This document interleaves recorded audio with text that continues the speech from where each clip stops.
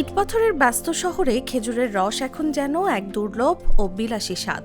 শিল্পায়ন ও নগরায়নের চাপে নারায়ণগঞ্জে দিন দিন কমে যাচ্ছে খেজুর গাছ। তবে সেই হারিয়ে যেতে বসা ঐতিহ্য ফিরিয়ে আনতে নিরবিচ্ছিন্নভাবে কাজ করে যাচ্ছেন বন্দরের একদল তরুণ। তাদের উদ্যোগে আবারও শহরের সকালে ফিরেছে খেজুর রসের মিঠে ঘ্রাণ। নারায়ণগঞ্জ বন্দরের কাবিলার মোড় এলাকায় 7 বন্ধু মিলে গড়ে তুলেছেন রস বাগিচা। শুরুতে 46টি খেজুর গাছ দিয়ে যাত্রা শুরু হলেও এবার তারা 70টি গাছ থেকে রস সংগ্রহ করছেন। প্রতিদিন ভোরে 150 থেকে 200 লিটার পর্যন্ত টোটকা খেজুরের রস নামানো হয়। খবর ছড়িয়ে পড়ায় প্রতিদিনই দূর দূরান্ত থেকে মানুষ ভিড় করছেন বাগানে। রসবাগিচার গাছি সেলিম জানান, রসের মান ঠিক রাখতে তারা জাল ও মাটির হাঁড়ি ব্যবহার করছেন, যাতে বাদুর বা অন্য প্রাণী রস নষ্ট করতে না পারে। এখানে আমাদের বাগানে 46টা গাছ আছে, বাইরের সাইডে আউট সাইডে 30টা গাছ আছে, মোটমাট 75টা গাছ। 75টা গাছ থেকে আমরা 120 হইতে 150 লিটার রস পর্যন্ত পাই এই দানি।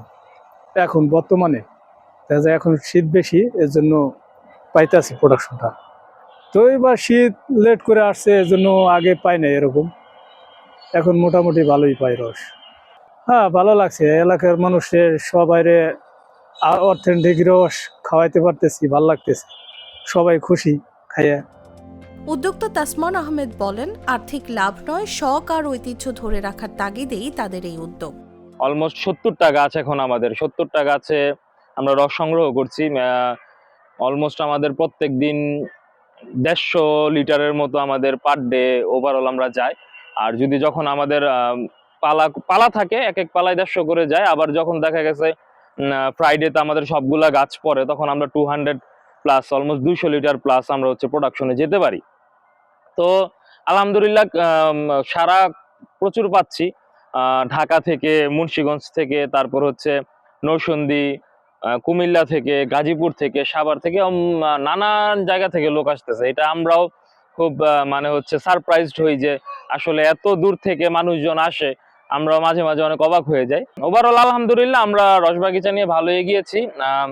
অর্থ উপার্জন বা আর্থিক ওইরকম একটা ইয়ের চিন্তা থেকে আমরা এই রসবাগিচা কখনো শুরু করিনি। আমরা শুরুই করেছিলাম যে নেচারটাকে উপভোগ করার জন্য, মানুষকে এমন একটা সুযোগ তৈরি করে দেওয়ার জন্য যে সকালবেলা আসতেছে, এই কুয়াশাটা, তারপর গাছ থেকে পারতেছে, গাছ ছিলতেছে, নামাইতেছে, ঢালতেছে, এই ব্যাপারগুলো উপভোগ করার। তরুণ প্রজন্ম এই ব্যাপারগুলো ইন ফিউচারে দেখতে পারবে না।